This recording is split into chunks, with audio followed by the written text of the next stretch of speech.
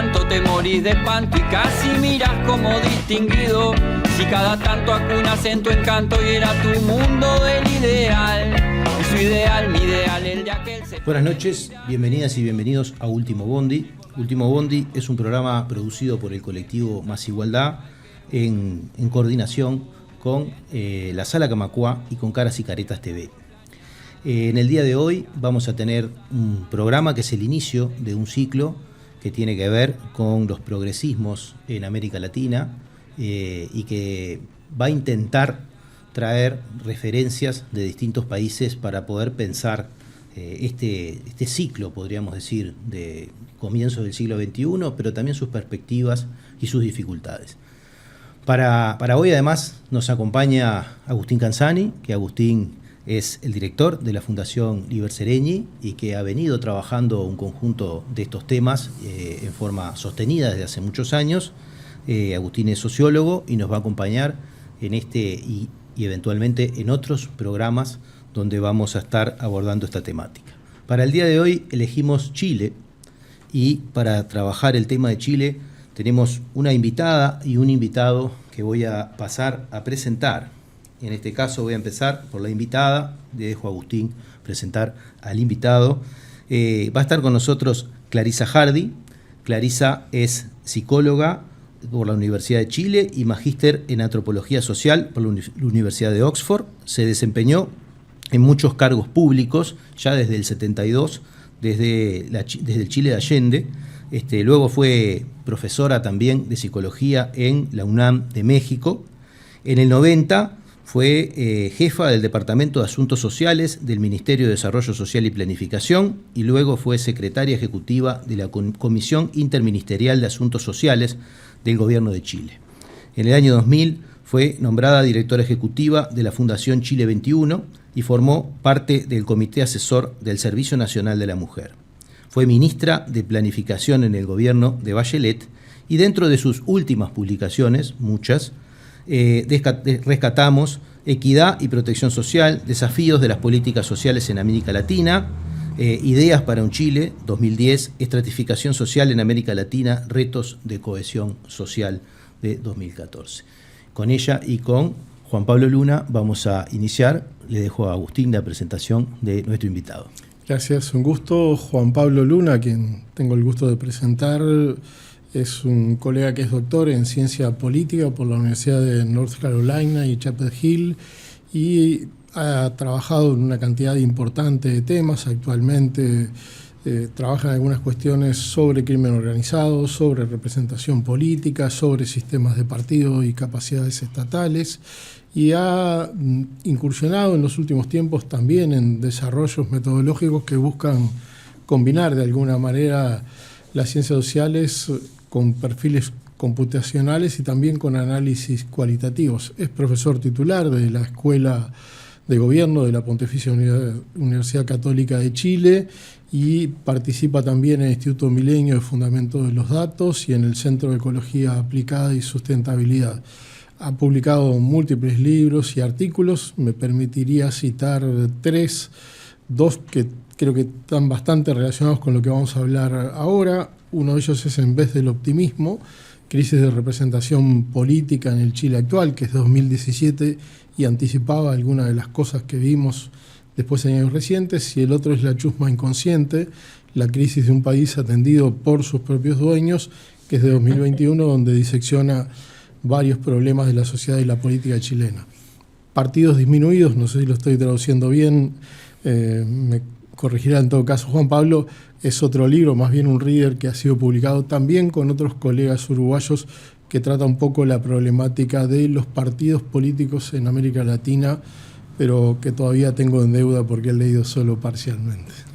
Para entrar en tema, vamos a pedirles primero que nada, en este primer bloque, como siempre, una aproximación al tema, y en ese sentido les vamos a pedir que nos cuenten una breve historia del progresismo chileno para no chilenos, ¿no? Para otros, para que nuestros compatriotas puedan acercarse en forma más o menos rápida a través de algunas pinceladas que ustedes elijan para contarnos un poco esa idea. No sé quién quiere arrancar. Clarisa, Juan Pablo. Elegimos. Clarisa. No, Juan Pablo. Pablo.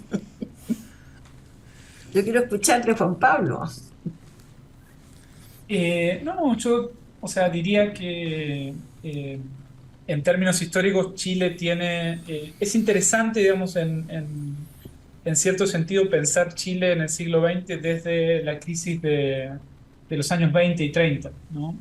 Donde de alguna forma eh, hay quienes ven bastantes paralelos con lo que ha pasado desde el 2019 a la fecha.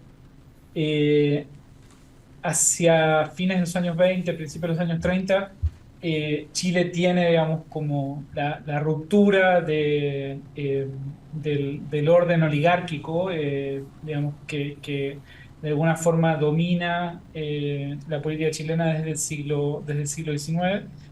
Eh, la,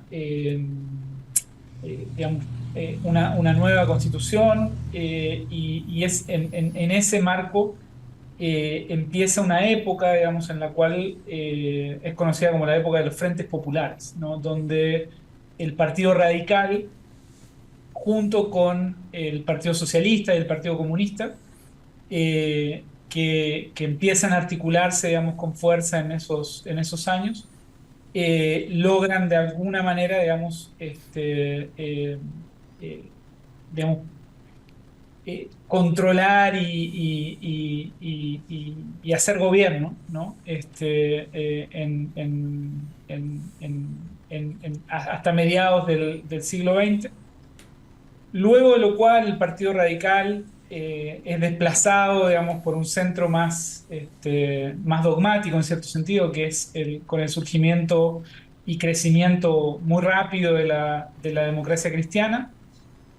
Ahí se rompe, digamos, esta alianza, digamos, entre el Partido Radical y los partidos de izquierda, en parte por la crisis y el desplazamiento del Partido Radical, y la izquierda vuelve, digamos, a hacer gobierno a partir de 1970, bajo, digamos, la Unidad Popular, en la cual ya las fuerzas de izquierda, sin el centro y muchas veces, digamos, con oposición abierta del centro, terminan, digamos, fundamentando la llegada de Allende al gobierno y eso termina, como todos sabemos que termina, con el golpe militar del 73, del cual se cumplen 50 años este septiembre.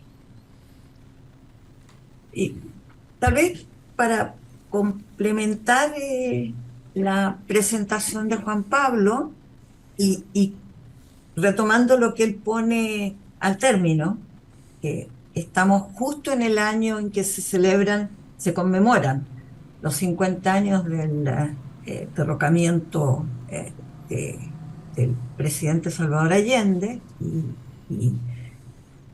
bueno, y lo que fueron los brutales años de la dictadura, pero hay algo paradójico, porque junto con estos 50 años, hace unos días se celebraban los 100 años de Henry Kissinger. Uh-huh. ¿Y por qué lo cito? Porque ha habido mucha controversia a raíz de su última publicación, en donde él omite o soslaya, más allá de su visión geopolítica y su influencia en los gobiernos norteamericanos, él soslaya el rol que tuvo propiciando el golpe militar. ¿Y por qué hago referencia a esto?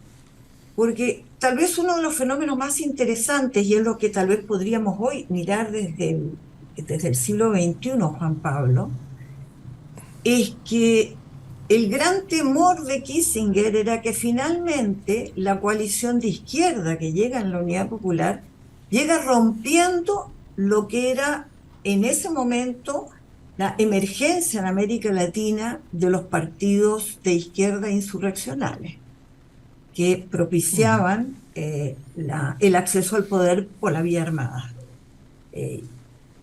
Y Salvador Allende y la coalición bueno, básicamente el Partido Socialista, Partido Comunista, etcétera, que lo acompañan, es una coalición que llega al poder por las urnas, democráticamente, rompiendo lo que estaba ocurriendo en América Latina. Y eso, lejos de ser una señal de que había una vía democrática de acceso al socialismo, se convirtió, y por eso cité a Kissinger, en el gran temor, porque por esas fechas los gobiernos ya sabían cómo lidiar desde sus aparatos militares, con las fuerzas insurreccionales. Lo que no sabían es lo que podía pasar políticamente cuando la izquierda accediera al poder democráticamente por la voluntad mayoritaria de sus pueblos soberanos. Y entonces tenemos la paradoja que es justamente este sello democrático, que fue un gran parteaguas con el debate que había en las izquierdas latinoamericanas y que después se entronca con la discusión que hay en Europa, con el fin de la Guerra Fría y bueno, todos los debates socialistas, comunistas, etcétera.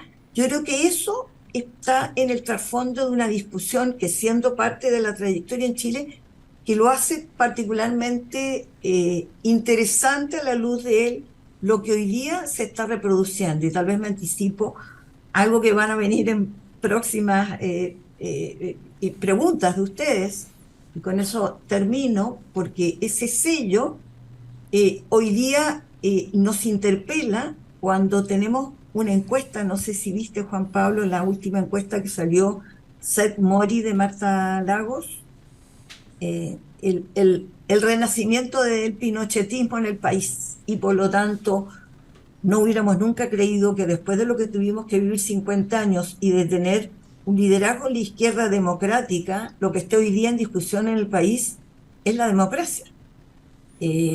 Hay una encuesta reciente que muestra un ascenso muy importante de personas que valoran positivamente lo que fue el golpe militar y Pinochet, la dictadura.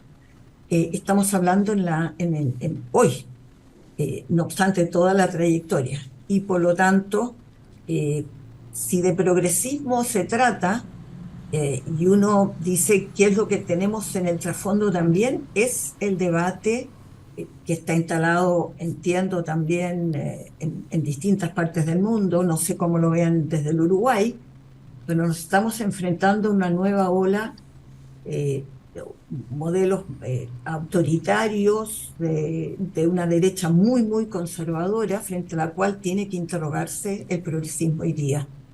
Obviamente con claves del siglo XXI y no con lo que ocurrió en el pasado.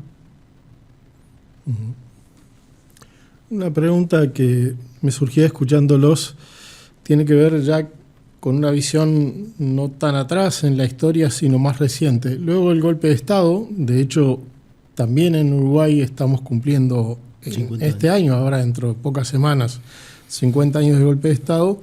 Se reconstruyen de alguna forma los sistemas de partidos, pero en Chile hay una experiencia relativamente original, que es la concertación, ¿no? Chile se había presentado, uno podría decir, casi como un país de tercios cuando gana Allende, de tercios un poquito desiguales en algún sentido, pero en ese proceso de salida de la dictadura se construye esta herramienta política de la concertación que, de hecho, salvo el último gobierno de Bachelet, abarca buena parte de los gobiernos que Chile tuvo desde el retorno a la democracia. ¿En qué medida esa experiencia, esa herramienta política de la concertación, digamos, permitió desarrollar programas progresistas y en qué medida no? Porque de alguna manera ahí está el peso de la democracia cristiana, que no deja de ser un actor fundamental, por lo menos, creo yo, hasta el último gobierno de Piñera, ¿no? Yo quisiera agregarle, antes que contesten, si en ese desarrollo programático se distinguen trazos, como quien dice, de la primera impronta, ¿no? O se marca una ruptura entre lo que podría haber sido la propuesta del gobierno de Allende, más allá de las cuestiones de época, ¿no? Que atravesaron toda América Latina. Si existe alguna continuidad, o podríamos decir que esta concertación viene a ser una síntesis nueva en relación a lo que puede haber sido un concepto de izquierda progresista. A mí me gustaría escuchar a Clarisa respecto a esto, que es una protagonista de la concertación, dices tú. él me hace la broma esto porque en Chile lo que está en discusión y que probablemente lo vamos a abordar más adelante es la concertación y lo que fueron los sectores de izquierda dentro de esta coalición de centro-izquierda, vis-a-vis la nueva izquierda que emerge ahora. Bueno, primero decir que fue muy inédito para la historia y la tradición chilena el que se construyera una coalición del carácter que tuvo la concertación, porque y fue precisamente en la lucha por la recuperación democrática este encuentro que no parecía posible entre la democracia cristiana y la izquierda. Una cierta parte de la izquierda, porque hay que reconocer que para la construcción de la transición, la concertación, quedó fuera el Partido Comunista. Es decir, estamos hablando que de las corrientes tradicionales, el Partido Comunista acaba de cumplir 110 años en Chile, y es probablemente de los partidos tradicionales, a pesar de que todos tienen baja votación, el que tiene una votación hoy día significativa, dentro de lo limitado que son estos partidos tradicionales. Quedó excluido porque, digamos, en este debate de reconstrucción de condiciones para enfrentar la transición post-dictadura, era inviable pensar, imposible pensar que cohabitaran en una misma coalición de gobierno la democracia cristiana con una clara vocación anticomunista, que es histórica y que la ha acompañado, con el Partido Comunista. Sin embargo, el Partido Comunista estuvo respaldando electoralmente a lo largo de todos los gobiernos de la concertación. Finalmente, cuando se dirimían en segunda vuelta las elecciones, el Partido Comunista concurría siempre al candidato o a la candidata del momento. Y la concertación empieza a tener ya su, digamos, es decir, con la concertación creo que nadie podría, parte de los chistes que hay es que cuando digo la nueva izquierda que nace a la luz de reprocharle a lo que fueron las coalición gobernantes progresistas previas, reprocharle esos 30 años. Y por lo tanto desconocer lo que hubo durante esos 3 años de progreso en el país. Hay que decir, para recoger la historia fidedigna de la concertación y que da origen después a la nueva mayoría, en que finalmente en ese gobierno se amplía la alianza e ingresa al Partido Comunista en el segundo gobierno Bachelet, y en donde las diferencias se dieron a su interior con mucha fuerza, precisamente por la heterogeneidad política que representaba esa gran alianza de coalición de gobierno. Y hay que decir que a lo largo de este periodo, y es importante rescatarlo, siempre hubo 2 corrientes de debate al interior del mundo del progresismo que se graficaron en su momento con la corriente de los autoflagelantes y los autocomplacientes. Los autoflagelantes son aquellos que estábamos dentro de la concertación pensando que había mayores condiciones de radicalidad de proceso de reformas que el país requiere. Y los llamados autocomplacientes que sostenían de que había que avanzar en lo que se llamaba la medida de lo posible. Siempre ha habido una broma al respecto, es muy difícil avanzar sin la medida de lo posible, digamos. El punto es quién y cómo se definía lo posible. Esa era la discusión. Y en eso hubo siempre un debate muy rico al interior de la concertación. Y la concertación logró convivir, pero con la clara hegemonía, esto hay que decirlo, del llamado mundo de los complacientes.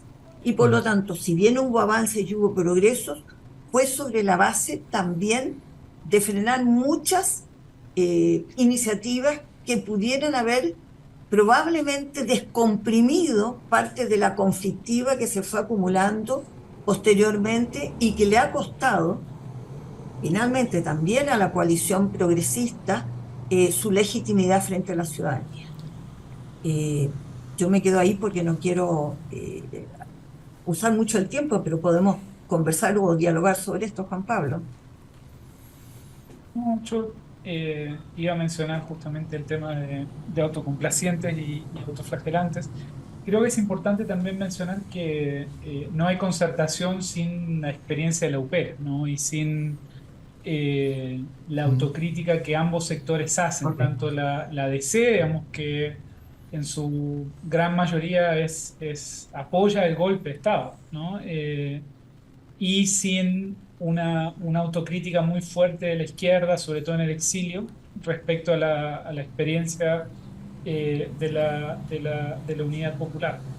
Yo diría que lo otro que es importante o relevante, por lo menos para mí, de relevar respecto a la experiencia de la concertación, es que más allá, digamos, del trabajo en el gobierno, y tal vez en parte por eso,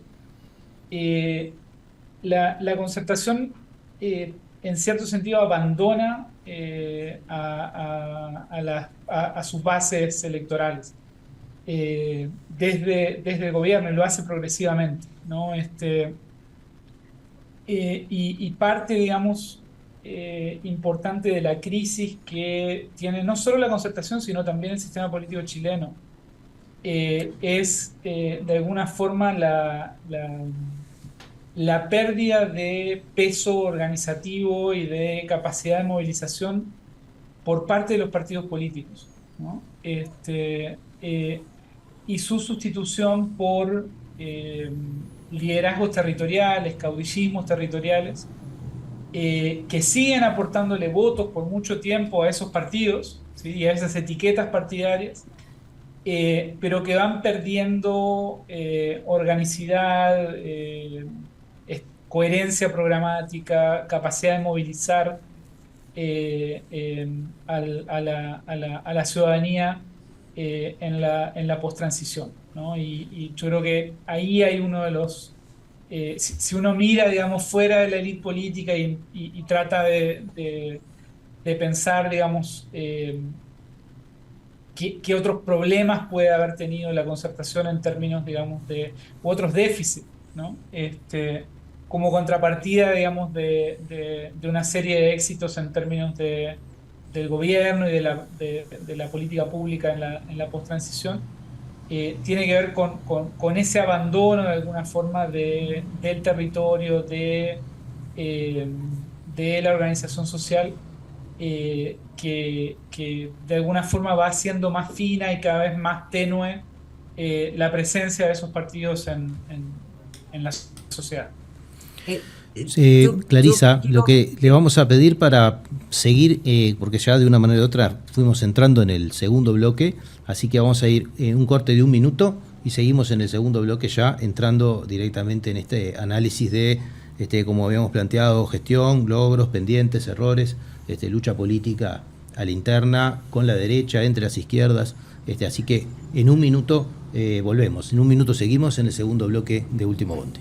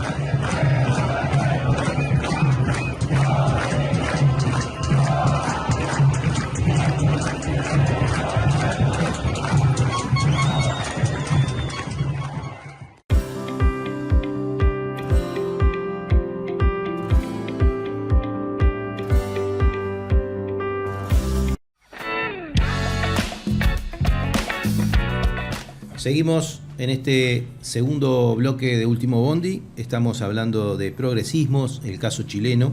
Estuvimos haciendo una rápida recorrida por la historia del progresismo en Chile y estábamos llegando un poco a nuestros días, o bueno, al siglo XXI, y haciendo un balance sobre la concertación y sobre bueno, los problemas del proceso, ¿no? de gobierno, de desgaste, ¿no?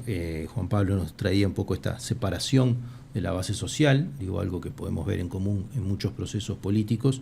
Y bueno, para este segundo bloque queríamos seguir profundizando un poco en eso, ¿no? Bueno, ¿cuáles han sido los logros, ¿no? Clarisa traía, bueno, hay que justipreciar también algunos no, un montón de avances a nivel social que se han producido, y poner todo eso arriba de la mesa a la hora de hacer un balance. Y bueno, este es el bloque para eso. Agustín, no sé si querés plantear. No, creo que Clarisa iba a hacer alguna acotación sobre los últimos temas que estuvimos conversando, porque también ahí quizás es interesante ver cómo estos problemas se traducían en la dinámica política dentro de los gobiernos, ¿no? Yo pensando un poquito en este programa, veía que en una primera etapa en la concertación parecía predominar el eje de la ADC. De hecho, los dos primeros presidentes provienen de la ADC, ¿verdad? Y luego los presidentes y las presidentas provienen más bien de la pata izquierda, ¿no? ¿En qué medida también el sistema electoral exótico que dejó la Constitución pinochetista no representó un chaleco de fuerzas de alguna forma para rearmar la representación política en Chile? Yo creo que hay retomando que creo que es muy importante el punto de Juan Pablo, porque la pregunta que cabe acá es cuánto es atribuible sin duda al sistema electoral, y de qué manera un sistema electoral, lo que decías tú, una camisa de fuerza, el sistema binominal que emparejaba mayorías y minorías con una representación, por lo tanto, que no daba cuenta del real peso de las distintas fuerzas políticas, por una parte, acompañado de un fenómeno que se fue haciendo crecientemente en el tiempo, fruto de esta creciente distancia de los partidos respecto a ver, los partidos se vaciaron de ciudadanía o de sociedad, por decirlo de alguna manera. Me temo, y eso hay que decirlo con mucha franqueza, que de alguna manera hubo una decisión deliberada al inicio de los gobiernos de la concertación de no animar la capacidad de movilización de la sociedad y de sus organizaciones, por un legítimo y entendible temor en esos momentos. Veníamos recién saliendo de la dictadura, pero de la dictadura con un Pinochet presente como senador vitalicio en el propio Senado del país, y con unas fuerzas armadas que no habían sido tocadas y con el peso de la Constitución. En ese contexto, fue una decisión deliberada de la concertación para enfrentar la transición democrática por temor a lo que pudiera ser una situación de alta conflictividad si se le daba paso y vigencia a un mayor peso de ciudadanía organizada, movimientos sociales. Ojo que veníamos, no obstante de venir de la dictadura, con un país que había logrado rearticularse y con bases de organización social muy interesantes que fueron desactivadas al inicio de la transición por estos temores. Esto que puede tener una explicación inicial por una transición que se ganó en las urnas, pero con un pacto en donde aún estaba presente físicamente el dictador, digo, como imagen, pero además con una alta incertidumbre sobre el papel que podían seguir jugando las Fuerzas Armadas. No obstante, que eso fue cambiando, los cambios que hubo en la sociedad, y que era posible más bien fortalecer la democracia sobre la base de poder descansar más en una participación ciudadana más activa, en reconectarse con la sociedad civil, fue ganando la inercia. Y finalmente los partidos terminaron por acomodarse, hay que decirlo abiertamente, por un modelo en donde la baja o escasa participación permitía un juego aparentemente de mayor tranquilidad, amparado por este fenómeno que decíamos, de un sistema electoral y digamos, y una participación electoral que se basaba en el voto voluntario, que dejaba cada vez más desafecto a la gente fuera y que votaba el más convencido. Era un electorado conocido, los partidos sabían, por lo tanto, cuál era su nicho para poder ser presentes, y creo que, no obstante todos los logros en los planos socioeconómicos que uno pudiera decir, es decir, hay muchos, es decir, nadie podría desconocer el enorme progreso que ha habido en ese sentido en el país, de electrificación, de acceso a infraestructura social básica, de lucha contra la pobreza. Fue un país en que logró erradicarla con gran rapidez, cosa que no está ocurriendo ahora, no obstante que la desigualdad se mantuvo inalterada e incluso se ha agravado en ciertos momentos. Yo creo que el punto que señala Juan Pablo es fundamental en el modo en que se estructuró, el modo en que finalmente la crisis que estamos viviendo es también depositaria no solo de estos fenómenos del sistema electoral y del voto obligatorio, voto voluntario y todos estos cambios, sino por ciertas prácticas partidarias que han llevado a tener partidos crecientemente disociados de la realidad, con altos niveles de confianza y muy baja legitimidad ciudadana. Algo que a mí me gustaría añadir ahí, que me parece importante, no es solo el sistema electoral binominal, digamos, que tiene un impacto brutal. De hecho, la fisonomía del sistema de partidos cambia cuando se reforma el sistema electoral. Ahí hay toda una discusión dentro de la ciencia política en qué medida las reglas electorales son o no endógenas al sistema de partidos que uno tiene, ¿no? Y hay cierta circularidad en el argumento. Pero más allá de eso, digamos, a mí me interesa también destacar que las reformas de la dictadura hacen también muy difícil el juego o la posibilidad de la izquierda de organizar a los sectores populares, ¿no? En ese sentido, hay una entrevista que yo siempre cito en un libro de Rosana Castiglioni a una de las tecnócratas que está detrás de la reforma de municipalización de la salud y la educación en el régimen de Pinochet, ¿no? Y Rosana le pregunta por qué decidieron municipalizar la educación y la salud. Y la primera respuesta que tiene esta señora es, bueno, porque nosotros preferíamos tener 350 sindicatitos, que son 350 municipalidades, más que un gran sindicato nacional de profesores, ¿no?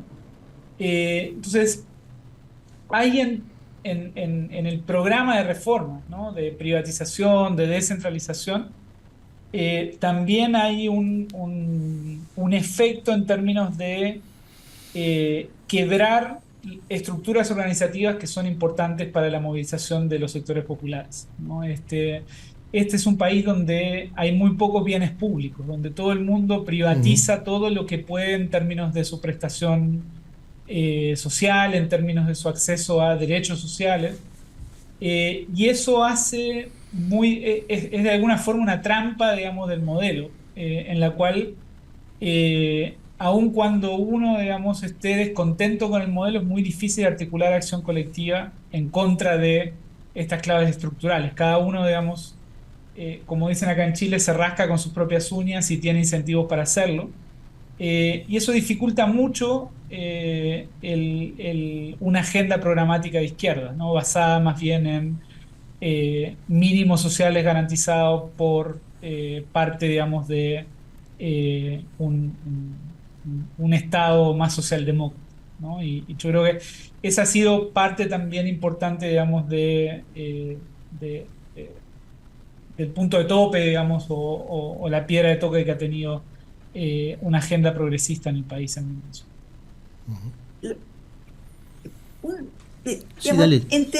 entendiendo que hay una base en los fenómenos de municipalización de la salud y la educación, que de alguna manera atomizaron también la posibilidad de articulación de grandes representaciones, y hay que decir que ni siquiera eso es suficiente como explicación en este fenómeno al que alude Juan Pablo, que yo diría es probablemente la gran derrota más cultural que de otro tipo. Y tiene que ver con la demora en ciertas iniciativas que sí eran prerrogativas y posibles de ser tomadas desde el Ejecutivo, y en donde ahí las diferencias entre llamados complacientes, flagelantes en su momento, y posteriormente, cuando surge ya la nueva mayoría en el espectro amplio de lo que fue la centroizquierda, incorporando también al Partido Comunista, de diferencias muy importantes que impidieron que antes de que pasara tanto tiempo hubiera una suerte de acostumbramiento de la sociedad a un cierto modo de sentirse más que ciudadano, consumidor de sus derechos. Y en ese sentido creo que cabe un legítimo reproche a lo que se pudo haber hecho y no se hizo en ese sentido. Porque finalmente el acostumbramiento a ser un consumidor de beneficios más que un ciudadano de derechos explica hoy en día las enormes dificultades para que reformas tan sentidas por la población, pues todo el mundo habla de la necesidad de acceso a bienes públicos como derechos garantizados, pero le niegan a sí mismo, a la política pública, el que pueda tener los instrumentos para hacerlo. Hay un sistema en discusión, un sistema de pensiones que es estrictamente contributivo, es decir, solo con tus ahorros. No hay fondos de reparto, fondos solidarios, intergeneracionales que compensen riesgos, y la población no los quiere la mejoría de sus fondos de pensiones, pero no quiere fondo de reparto, y esto tiene que ver con que finalmente son 40 años de haber vivido ciertas experiencias en donde terminan por sentirse que son dueños de fondos que ni siquiera, que son precarios. Entonces, y creo que esto es muy importante desde el punto de vista del debate progresista. Una cosa es entender la sociedad que uno tiene, pero también lo otro es hacerse cargo de cuáles son los retos culturales que se requieren para hacer reformas de este tipo. Y en ese sentido la autocrítica solo sirve para decir, bueno, tal vez fue muy tarde, pero nunca es demasiado tarde como para empezar a definir cómo se enfrentan estas cosas. En rigor, Juan Pablo, diciendo, ¿cómo hacemos en Chile para que la primacía de los derechos individuales tenga de alguna manera que convivir con derechos colectivos? Ese es el gran desafío que tenemos. Y finalmente eso no es solo un patrón estructural, es también un fenómeno. El neoliberalismo se convirtió en un modelo de relaciones, en ciertos valores que hoy día siguen muy, muy vigentes y presentes en la sociedad chilena, más de lo que uno encuentra en Argentina, más de los que encuentra en Uruguay y sorprendentemente de muchos países pobres de la región o de Centroamérica. Sin duda, yo lo que diría, Clarisa, es que en parte eso es justamente, digamos, lo que de alguna forma no entiende o lo que lleva al fracaso al proceso constituyente anterior, ¿no? O sea, es justamente, digamos, de alguna manera una nueva élite, digamos, que viene a desafiar a la élite tradicional, pero que tienen los mismos problemas o más aún problemas para sintonizar y entender esa cultura popular donde estos valores del individualismo, digamos, y de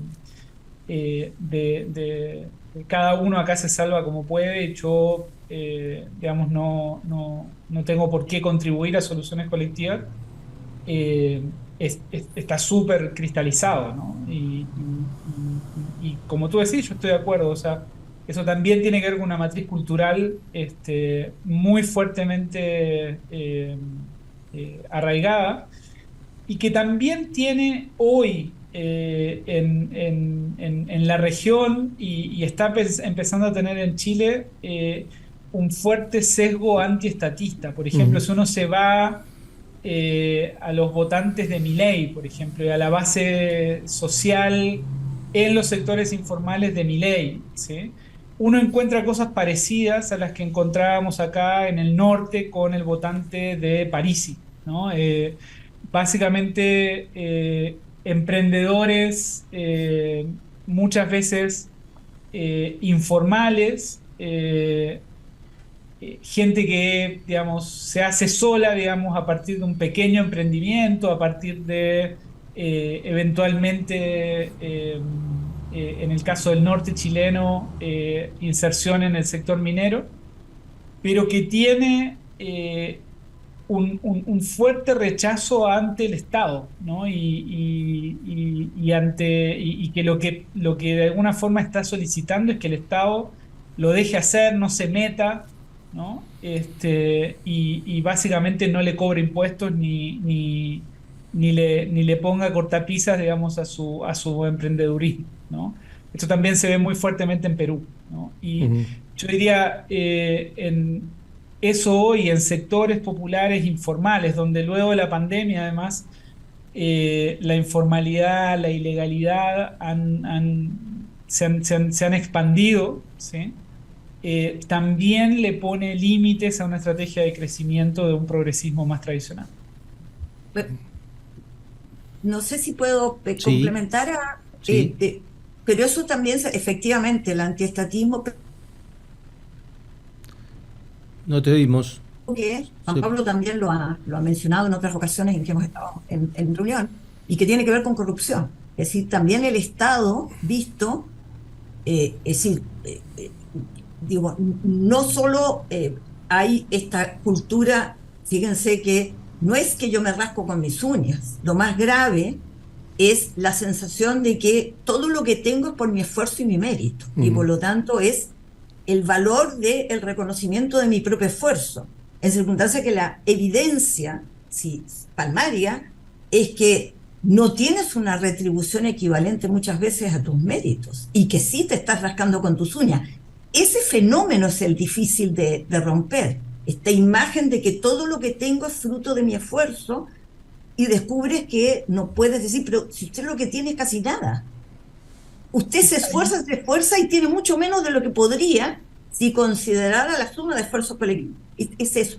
Y esto tiene que ver, o agravado, yo no, es decir, obviamente por la corrupción que sí permeó al sistema político, y ha habido un problema serio de pérdida de confianza de las instituciones por la colusión entre dinero y política, pero tanto más que la corrupción en ese sentido tiene que ver con el uso abusivo del poder. Y entonces también nos enfrentamos, que los latinobarómetros nos venían diciendo esto para América Latina y para Chile, además, hace rato. Esto no es un fenómeno nuevo, es de las desconfianzas. En el fondo, la sensación de que da lo mismo a quien vote, izquierdas o derechas, finalmente el poder se alimenta a sí mismo y yo sigo siendo siempre el que espera. Y entonces, si bien hay elementos objetivos detrás de eso, están estas otras trabas estructurales que veíamos con Juan Pablo, en que los gobiernos progresistas, incluso con voluntad, eran impotentes para hacer estos cambios. La camisa de fuerza en muchas de estas cosas ha sido sin duda la Constitución.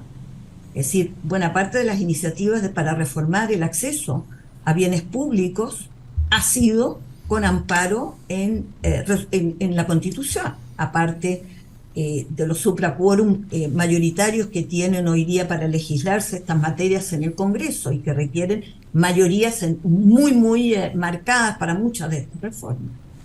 Ahí me gustaría solo, digamos, complementar también a Clarisa. Yo creo que nosotros muchas veces pensamos en esta dicotomía Estado-mercado, ¿no? Eh, Mi impresión, y esto viene, digamos, de trabajo de campo también en torno, digamos, al estallido chileno, es que lo que se configura ahí es una imagen, un imaginario de una coalición de abusadores, ¿sí? Eh, en la cual están las empresas, está el sector privado, pero junto a eso está la política y el Estado, ¿no? Y esto es un conglomerado de abusadores, ¿sí? Donde en ese momento, hoy esto ha cambiado y podemos hablar más adelante de cómo ha cambiado, pero en ese momento lo que cristaliza, digamos, es la política, los empresarios, el Estado se benefician a sí mismos, ¿sí? Y se joden a la gente, a los sectores más vulnerables. Y lo otro que es importante entender, me parece, en el caso chileno, porque muchas veces desde afuera se ve un Estado con alta capacidad y con mucha capacidad tecnocrática, ¿no? Clarisa es un ejemplo, digamos, de un alto perfil técnico, digamos, dirigiendo el Estado, que a veces es o es poco habitual en otros países de América Latina. Pero mi impresión es que es un Estado que tiene esa tecnocracia, que tiene esa capacidad instalada en arriba, pero que cuando se despliega territorialmente lo hace de forma muy despareja, de forma muy inconsistente, ¿sí? Y de forma regresiva, ¿no? El mejor Estado municipal es el Estado de quienes menos van a la municipalidad porque no necesitan nada de la municipalidad, ¿no? Y el peor Estado municipal muchas veces está donde la gente más requiere de la municipalidad y más requiere de gobiernos locales, que son su único punto de contacto con la institucionalidad. Entonces, es un Estado que muchas veces es visto desde fuera y una clase política que es muchas veces vista desde fuera con envidia por su capacidad de diseñar, por ejemplo, programas sociales que luego son emulados en otros países, ¿sí? Pero que en su implementación y en su llegada territorial tiene inconsistencias que hacen que la gente hoy también tenga una visión muy crítica respecto a lo que el Estado hace y cuánto mueve la aguja en sus vidas a nivel concreto. Tenemos que irnos al segundo corte, así que en un minuto volvemos con el tercer bloque de Último Bondi.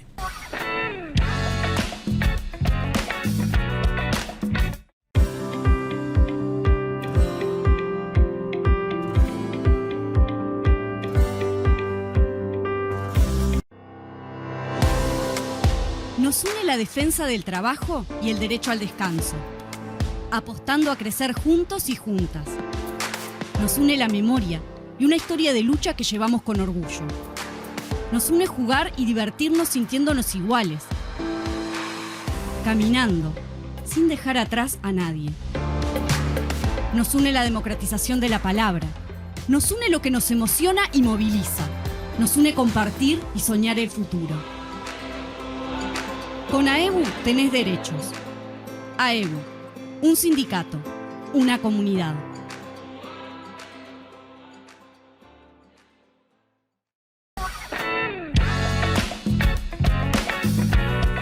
Seguimos en este tercer bloque de Último Bondi. Estamos hablando de progresismo, es el caso chileno. Y bueno, por agenda, por acuerdo, nos tocaría hablar de la coyuntura actual. Agustín. Sí, quizás, en realidad uno no sabe dónde cortar la coyuntura actual, cuándo empieza exactamente y cuándo termina. Chile ha pasado a ser un país muy dinámico después de ser un país en algún sentido bastante estático en algunos aspectos, pero se me ocurría plantear dos interrogantes. La primera tiene que ver un poco con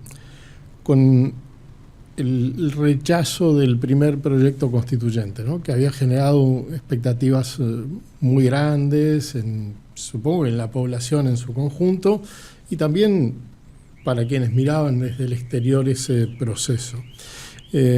Ahora, la pregunta tiene que ver también con con la idea de cómo de alguna manera se puede explicar ese fracaso del proceso, ¿sí? Y cómo se puede explicar lo que viene después, digamos, porque da la impresión de que más allá de variaciones muy, muy recientes en la aprobación del presidente Boric, el gobierno actual está en un brete en varios aspectos, en la medida en que tiene dificultades para imponer buena parte de su agenda política, tiene dificultades también para articular y tiene dificultades también para recuperar ese rol de representación que de alguna manera ustedes habían planteado que se había perdido, ¿no? A mí me dio la impresión en algunos momentos que durante el estallido social, como se llamaba en Chile, había una impugnación muy fuerte a esa representación a través de los partidos. Ahora, la pregunta es si hoy en día hay partidos políticos o hay organizaciones en Chile que son capaces de reconstituir ese rol de representación para generar una instancia constitucional que le pueda dar un marco diferente a la sociedad chilena. Yo quisiera agregar también a lo que planteaba Agustín, este tema, Juan Pablo hablaba hace un rato de Milei en Argentina como un fenómeno, como quien dice, cosechador del descontento respecto a organizaciones, poder, Estado y demás, por lo menos en el imaginario, y en qué medida esa insurrección no ocupó en parte un lugar equivalente, aunque viniera por un lado completamente distinto.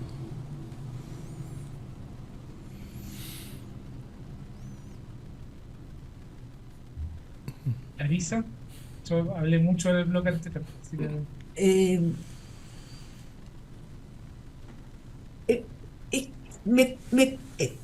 Estoy intentando ordenar, porque son complejas las preguntas en el sentido de que es muy difícil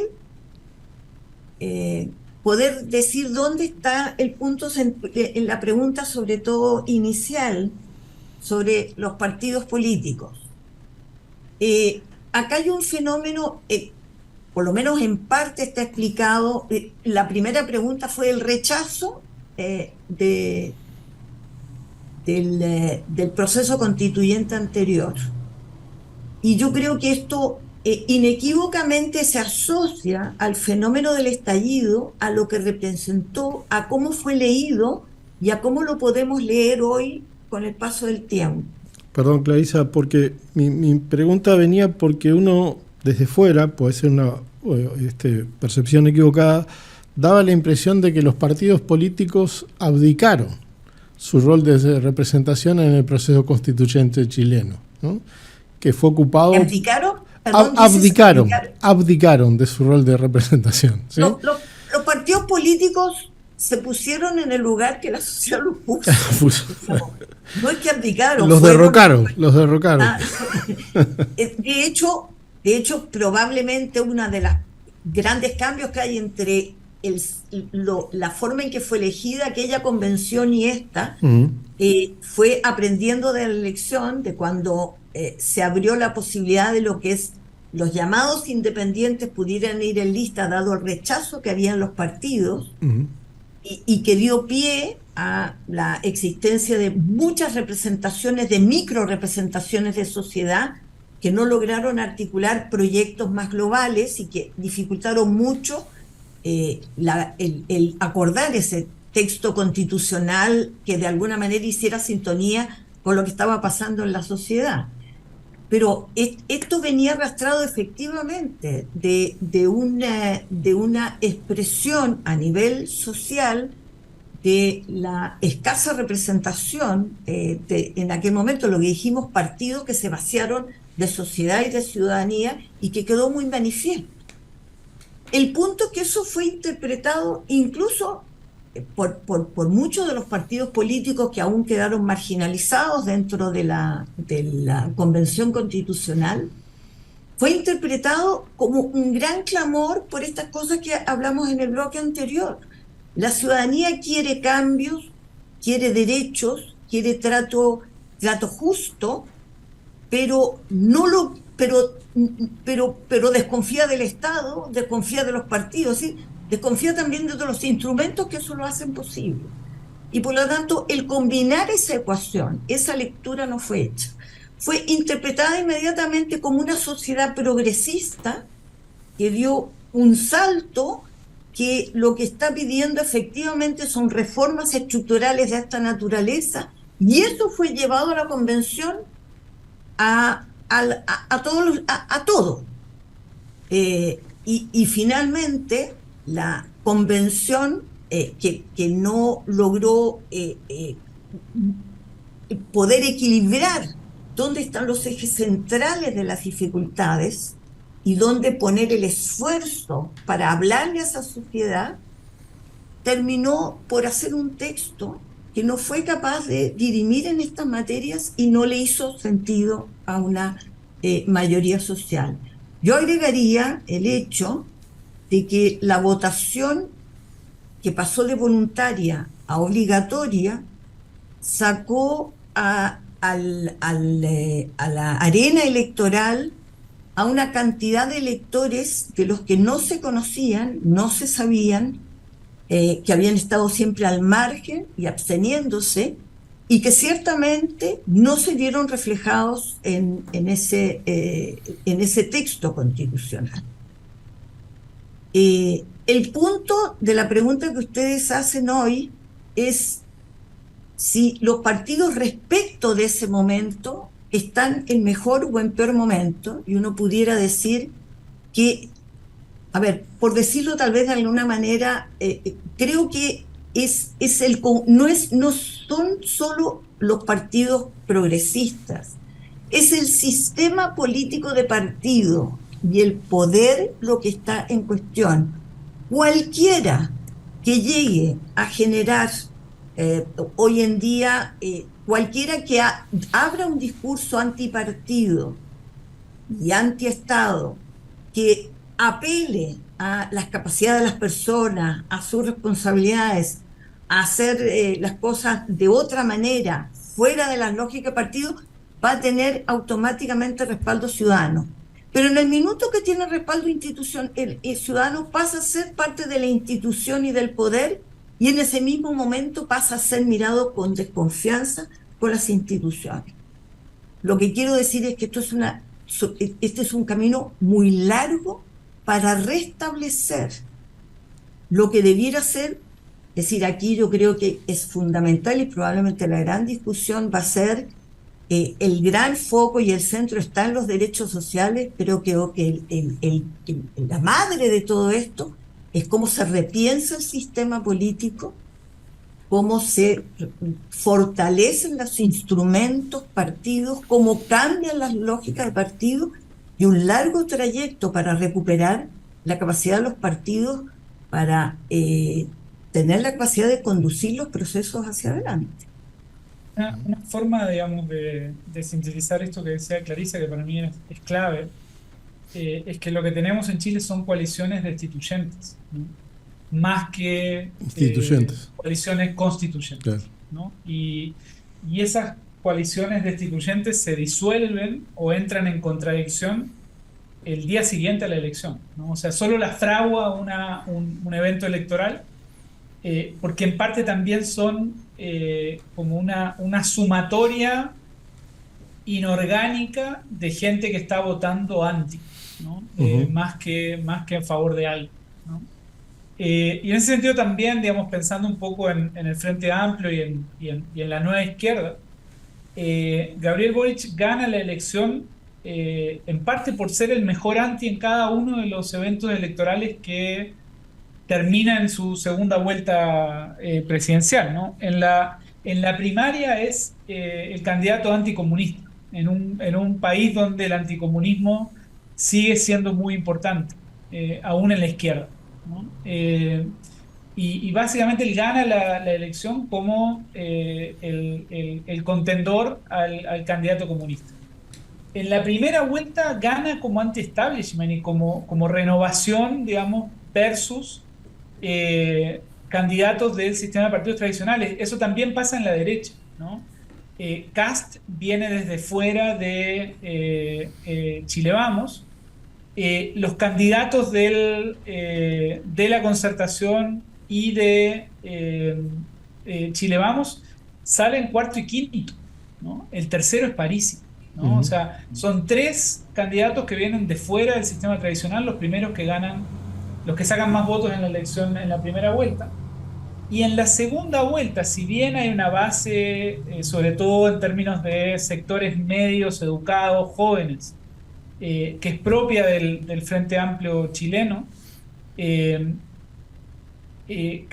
Boric termina siendo y haciendo campaña como anti-Kast, ¿no? Y hoy el Partido Republicano, que es el que lidera Kast, saca su mejor rédito electoral siendo la oposición más firme al gobierno de Boric. Y esa es la lógica que de alguna forma domina hoy las elecciones chilenas. Ahora, eso no construye poder, lo que hace es destruir. Claro. Más bien, en cada instancia, a quien tenía poder en la instancia previa. Me hace acordar eso que ustedes decían. Hace algunos años Edgar Morin decía en un reportaje: los indignados denuncian, pero no son capaces de enunciar, ¿no? ¿Qué programas están hoy, qué programas políticos están hoy sobre la mesa en la sociedad chilena, si es que los hay? ¿La derecha sí ha construido a través de Kast un programa político que efectivamente es una alternativa a lo que hay, o ganaría solamente por ser anti lo que hay? Yo, si querés, doy una respuesta corta, Clarisa, y te dejo a ti. Sí, por supuesto. Mi impresión es que la derecha hoy ofrece pasado, ¿no? Ofrece básicamente en un país donde se ha vuelto la vida muy compleja, donde el tema del orden se ha vuelto primordial, la seguridad, lo que ofrece, digamos, de alguna forma la derecha es volver a las seguridades del pasado, ¿no? O sea, la utopía de volver a un pasado más tranquilo y más ordenado. Y mi impresión es que la izquierda no ha logrado ofrecer un futuro y cuadrar, digamos, un proyecto de futuro asible y convincente para la población, ¿no? Entonces lo que tenemos es una izquierda que lo que hace es vivir al día administrando el presente, siendo que el presente es un presente muy jodido y por tanto le genera problemas para mantenerse, digamos, en el poder y para consolidar su peso electoral.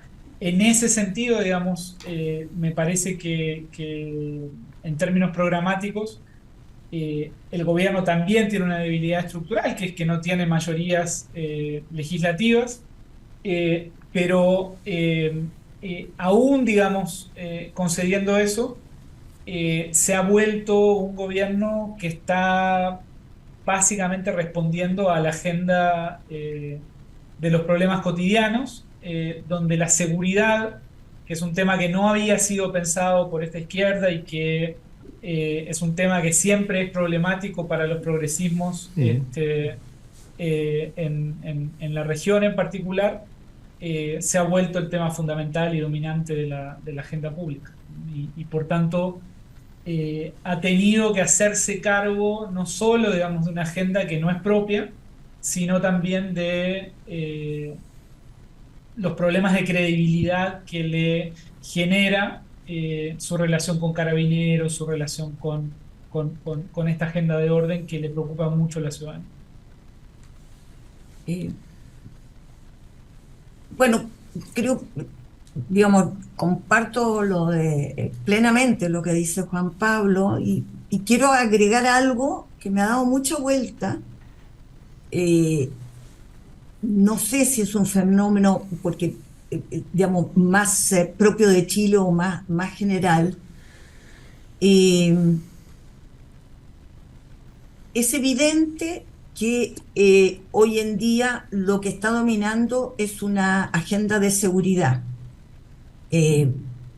Efectivamente, Chile no tenía una tradición de migración como la que se abrió muy rápidamente, en muy pocos años, en un país en donde hay una gran resistencia a aceptar la diversidad. Es un país de origen muy homogéneo.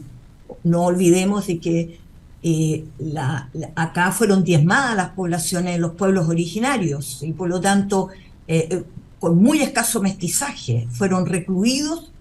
Esa es parte de la problemática del país. Ellos fueron recluidos, segregados de la sociedad, además de diezmados. Y por lo tanto es una sociedad que le ha costado mucho convivir con el otro diverso. Eso como parte de su larga tradición. En este momento de gran incertidumbre socioeconómica, pospandemia, etcétera, la migración se ha convertido no solo en la amenaza del diferente, sino en la amenaza a la sobrevivencia. Y además toda esta asociación hoy día entre migración, crimen organizado, que se ha vuelto en un cóctel en donde está basado en el miedo que los sectores populares venían teniendo de hace décadas y a los cuales el progresismo fue ciego. Porque, ¿qué es lo que hizo el estallido? Cuando hablan de que el estallido instaló la violencia. No, el estallido permitió que se movilizaran sectores que estaban invisibilizados en ciertos sectores de las ciudades, en donde cotidianamente convivían con problemas de narcotráfico, de convivencia violenta, etcétera, y que no habían permeado la sociedad más urbana, más de clase media, y por lo tanto no era parte de una problemática visible. Esto creo que descolocó al progresismo porque lo puso frente a un fenómeno que nunca ha sido parte de ese debate.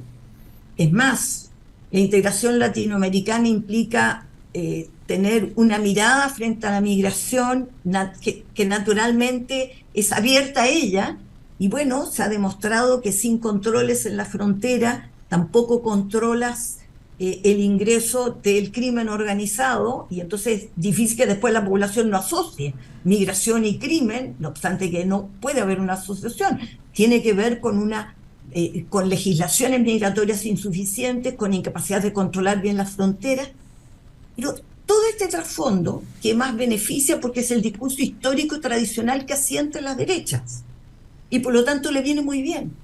Pero tengo la impresión que esto está agudizado por algo que no ha sido suficientemente analizado y que tiene que ver con los efectos psicológicos, emocionales y no solo los impactos socioeconómicos de 3 años de pandemia, en donde finalmente lo que ha acentuado es la reclusión, la desconfianza hacia el otro. Por Dios, cómo crece en estas circunstancias.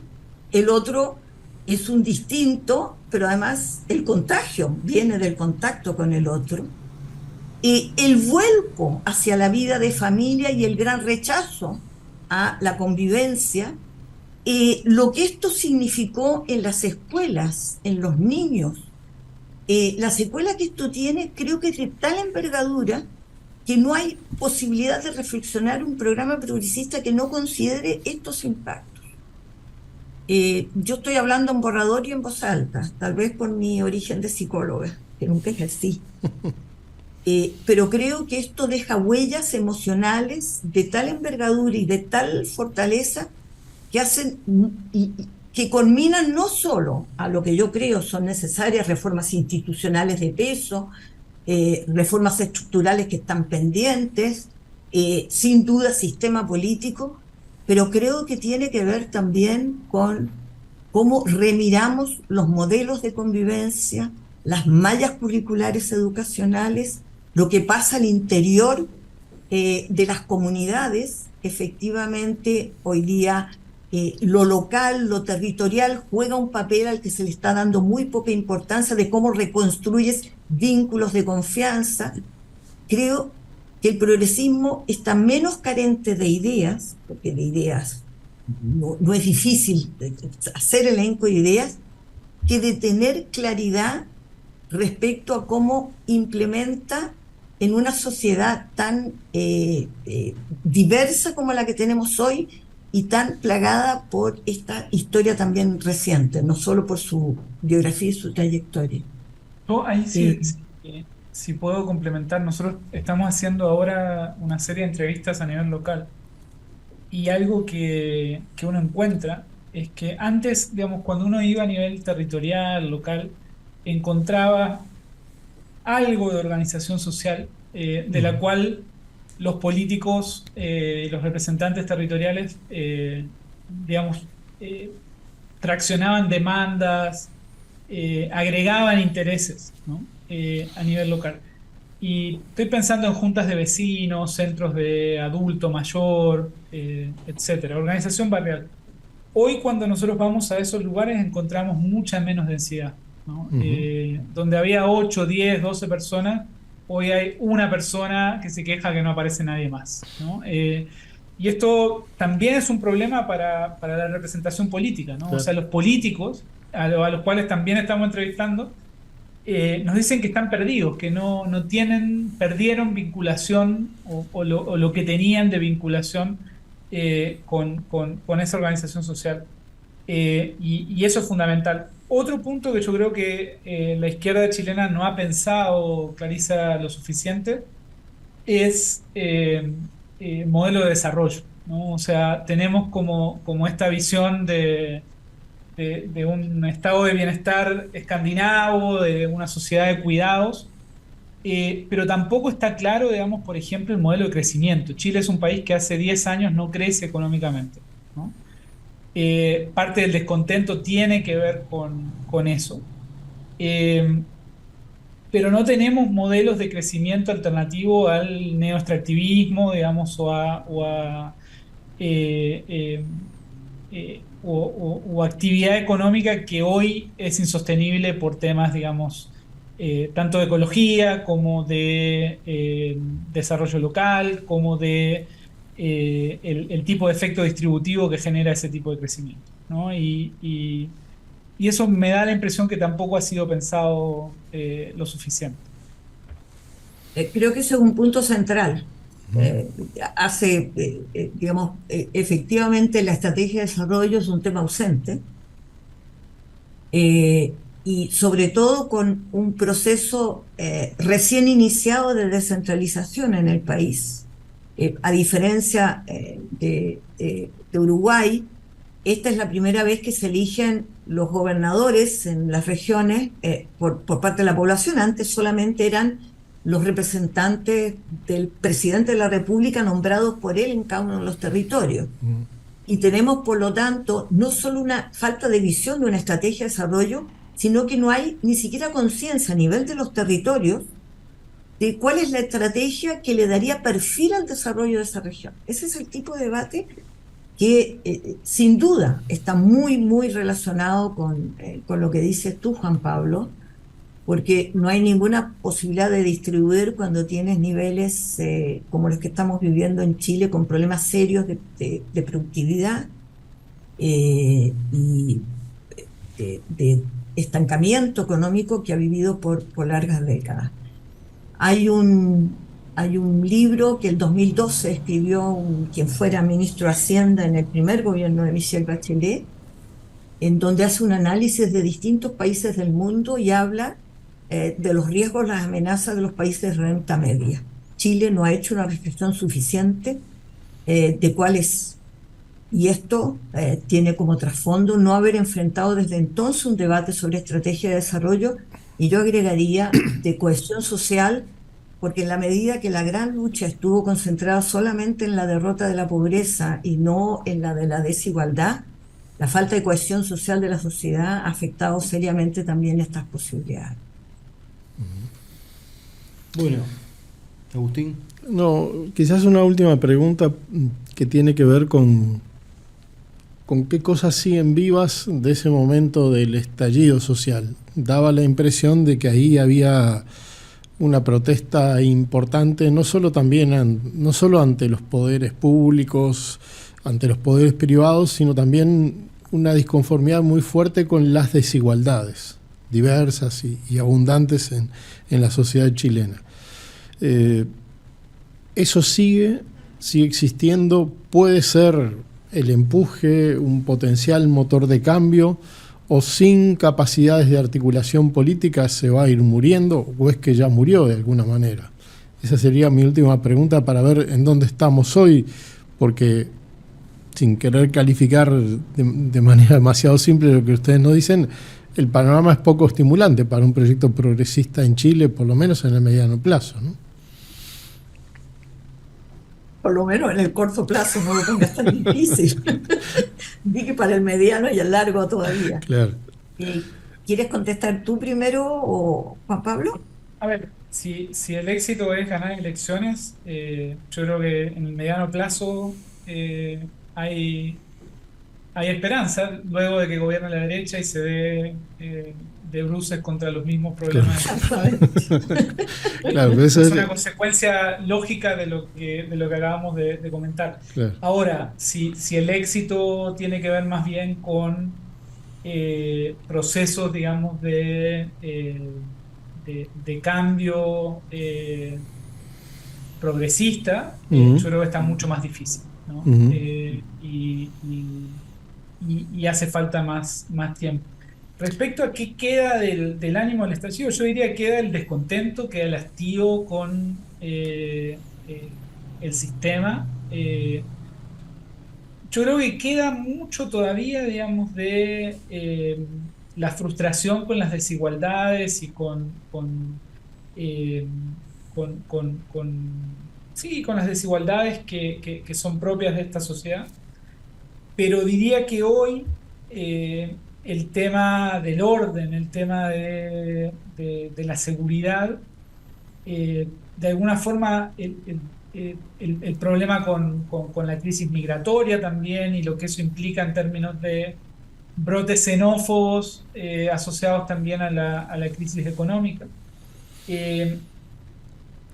Esos otros asuntos me parece que hoy se han vuelto más dominantes en la opinión pública, ¿no? Y hace que, si bien el problema de las desigualdades siga estando ahí, si bien esas frustraciones sigan estando ahí, están mucho más larvadas y están, digamos, tienen un rol más secundario frente a,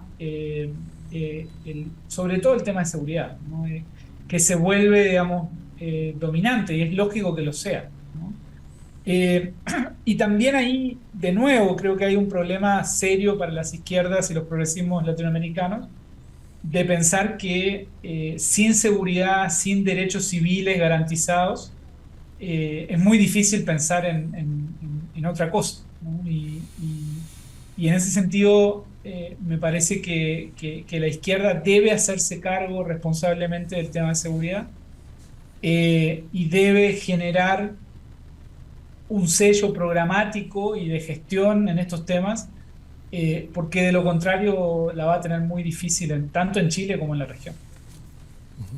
Cerramos con Clarisa.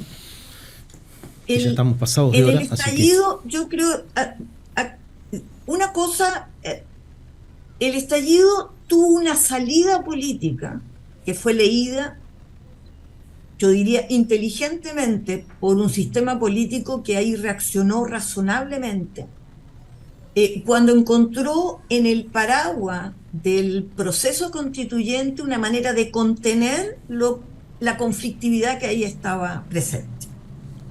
Pero lo que nos olvidamos es que el reclamo fue por darle una salida institucional sobre la base de un proceso constituyente, y paralelamente hubo un compromiso de abrir una agenda social de soluciones. Esa agenda social que empezaba a esbozarse, teníamos incluso a un gobierno de derecha haciéndose cargo, así como al gobierno de Boric le cayó una agenda que no era la suya, que era la agenda tradicional de la derecha, al gobierno de Piñera, que era el de derecha, le cayó la agenda que era más propia del progresismo, que era esta agenda social. Y vino, por eso digo que hay que analizar más de fondo lo que pasó con la pandemia. La pandemia congeló, digamos, provocó un congelamiento de esa situación. Todos los esfuerzos del gobierno fueron para paliar las cosas más urgentes e inmediatas, fruto del impacto económico que estaba teniendo la pandemia, y la agenda social quedó pendiente.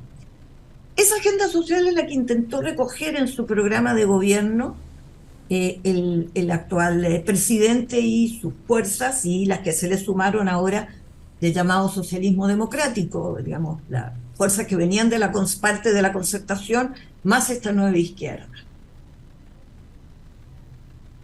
De modo que y hay un respaldo importante. Sí, la demanda por pensiones sigue presente.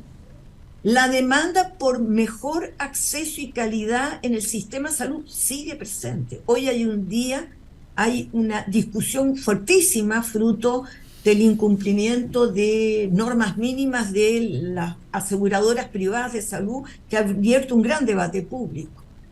Sin duda lo hay también en el sistema educacional, el problema de el castigo que ha significado esto de manera desigual, de deserción escolar durante estos años, y cómo esto ha afectado la posibilidad futura de desarrollo de esta generación joven, fruto de la manera desigual en que se distribuyó los costos educacionales de la pandemia. Todo eso está presente. Y por lo tanto, la agenda de la desigualdad sigue siendo la agenda que de los derechos sociales, está traducido de esa manera como derechos sociales, sigue siendo una bandera de la que no debe ni puede abdicar el progresismo. El cómo convive el darme a mí como ciudadano y ciudadana seguridad en mis derechos sociales, lo que pasa es que se ha complejizado con otras formas de seguridad también. Ahora, es verdad, como dice Juan Pablo, que puesta en la situación límite que están hoy día en la sociedad, más que pedir y que le impidan el abuso laboral, lo que las personas piden es tener acceso al trabajo. Pasa siempre cuando uno vive una situación de crisis. Y por lo tanto, claro, en este minuto es más importante tener un empleo y mantener el empleo a que mejoren mis condiciones laborales. Pero acabamos de aprobar una ley que reduce la jornada laboral a 40 horas, que era una vieja conquista, una vieja demanda que no tenía ni una viabilidad de ser resuelta. Probablemente esto deba estar junto con los otros materias. Es probable además que los 2 años y medio que queden, yo no sé, Juan Pablo, si tú compartes, que la respuesta que este gobierno ha dado, aún con todas las limitaciones a los problemas de seguridad, es la respuesta más contundente que ha habido en los últimos 15 años. Digamos, los recursos que están yendo a materias de seguridad y las iniciativas no se habían tomado anteriormente. Es probable que no tengan un fruto inmediato, pero en la medida que eso se empieza a encarrilar, en la medida en que a nivel mundial y su impacto en Chile, la parte más dura de la crisis económica empieza a amainar, no tengo ninguna duda que van a reflotar las demandas latentes que están de desigualdad y que no podemos, por lo tanto, abandonarlas en el camino. Es probable que sea un tema de timing, pero lo urgente no siempre conversa con lo importante. Bueno, estimados, la verdad que ha sido un gusto y veo que podríamos seguir un rato más. Nos tenemos que ir, nos pasamos ampliamente el tiempo, pero valió la pena. Un gusto para mí también, y agradecerle a Juan Pablo a Agustín, y a Clarisa, y agradecerle a ustedes dos por la invitación. Y bueno, nosotros seguiremos intentando recoger otras experiencias y compartiéndolas, bueno, también con ustedes por los medios que nos vinculan. Y bueno, agradecerles a ambos, a los tres, bueno, en realidad, desde el colectivo Más Igualdad, por este tiempo que nos han regalado y toda esta información que y estas reflexiones que nos han traído. Bueno, muchas gracias y nosotros nos vemos el próximo martes en otra propuesta de Último Bondi. Buenas noches.